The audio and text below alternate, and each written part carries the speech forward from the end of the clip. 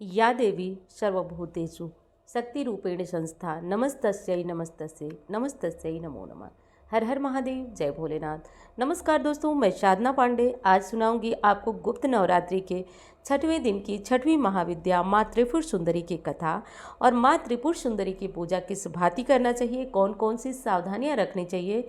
यदि गुप्त नवरात्रि का आप पूजन कर रहे हैं, नियम कर रहे हैं, तो माँ त्रिपुर सुंदरी की पूजा आराधना में कौन कौन सी चीज़ें आपको ध्यान रखना है। चलिए अब प्रारंभ करते हैं। गुप्त नवरात्रि के 6ठे दिन 6ठी महाविद्या त्रिपुर सुंदरी त्रिपुर भैरवी की पूजा आराधना की जाती है। त्रिपुर भैरवी की पूजा से जीवन में सुख समृद्धि और खुशहाली आती है, साथ ही जीवन के सभी बंधनों से मुक्ति मिल जाती है।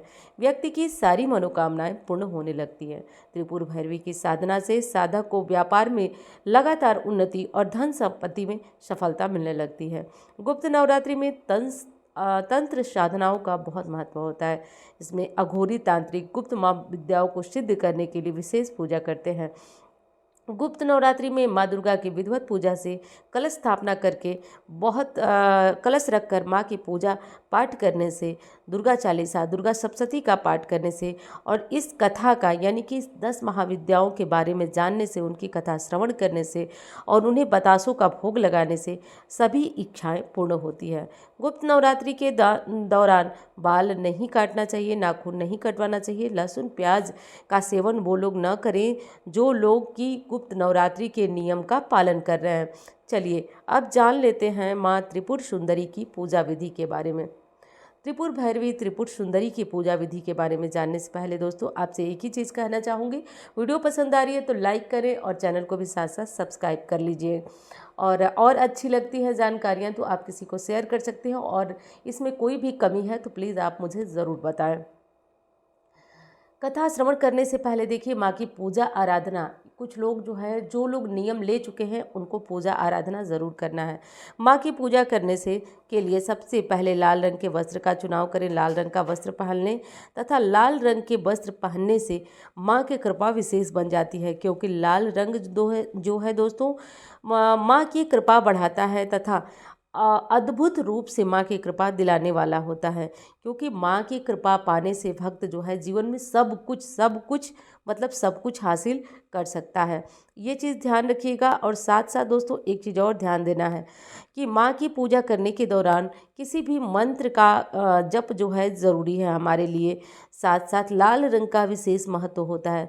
वैसे तो तंत्र साधना करने वाले लोग ब्लैक कलर का वस्त्र पहनते हैं, लेकिन आपको ब्लैक कलर नहीं पहनना है बल्कि लाल रंग, क्योंकि आप सात्विक साधना कर रहे हैं। माँ ने भी लाल रंग के वस्त्र पर बहुत ज़्यादा ध्यान दिया है।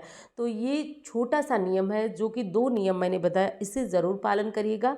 और हाँ, कथा सुनने से ना माँ अत्यंत प्रसन्न होती हैं, क्योंकि आप उनके बारे में जानते हैं। हर जगह देखते होंगे चालीसा के रूप में, मंत्रों के रूप में देवी देवताओं की एक वर्णन किया जाता है, उनकी बड़ाई होती है। ऐसे में वो श्रवण करना भी बहुत लाभप्रद होता है। तो दोस्तों आप कथा श्रवण करिए।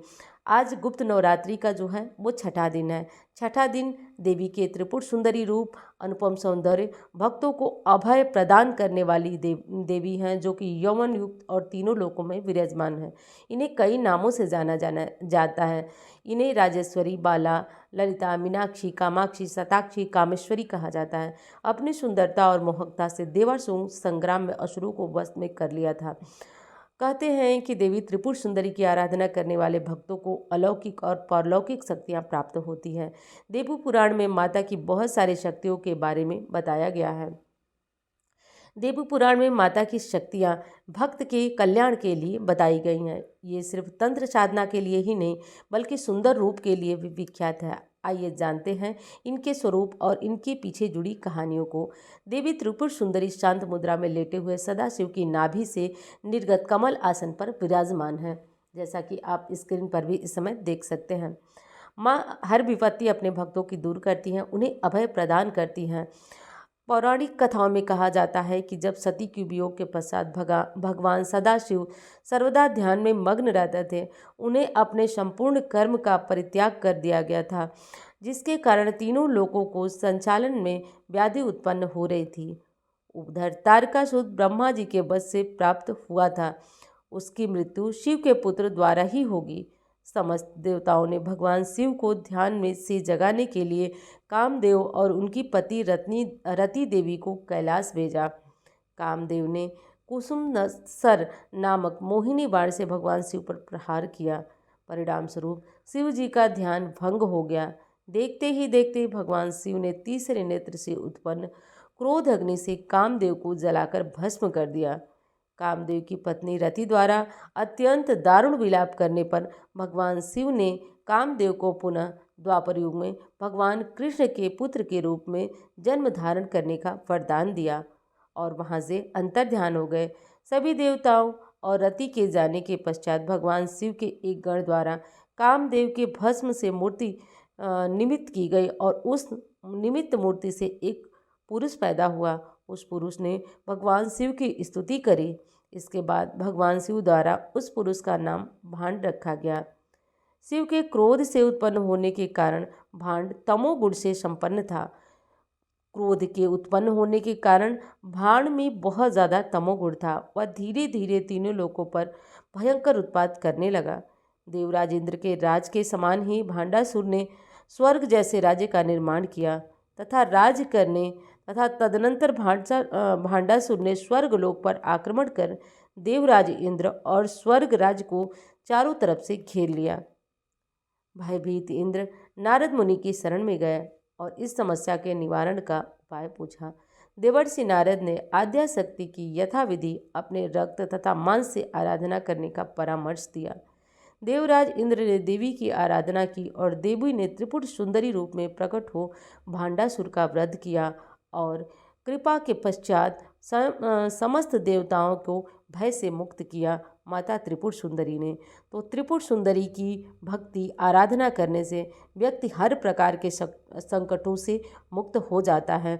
देवी भागवत पुराण के अनुसार 108 और दुर्गा सप्तशती चंद्र चूड़ामणि शक्ति पीठों की संख्या 52 बताई गई है। लेकिन माता के शक्ति पीठों का दर्शन करने तथा कथा सुनने से व्यक्ति की हर तरह की इच्छाएं पूर्ण हो जाती हैं। देवी त्रिपुर सुंदरी की कृपा से भक्त जो है हर तरह के जैसे देवताओं को उन्होंने मुक्ति दी हर संकट से, वैसे ही जो भी भक्त इनकी आराधना करता है माँ उसे हर प्रकार के सुखों को लाके दे देती हैं। बताते हैं कि देवी त्रिपुर सुंदरी अपने अलौकिक सौंदर्य के लिए जानी जाती हैं। त्रिपुर सुंदरी का अर्थ ही है कि माँ त्रिपुर सुंदरी या त्रिपुर भैरवी का अर्थ ही है ये बाल रूप को, किशोर रूप को हर रूप में यौन प्रदान करने वाली हैं। माता त्रिपुर भैरवी को मीनाक्षी, कामाक्षी, शताक्षी इत्यादि नाम से जाना जाता है। माता की जयंती शीर्ष महीने के शुक्ल पक्ष की पूर्णिमा तिथि को मनाई जाती है। दोस्तों, त्रिपुर भैरवी की पौराणिक कथा तो आप लोग सुन ही चुके हैं। अब माता की पूजा विधि भी जान चुके हैं।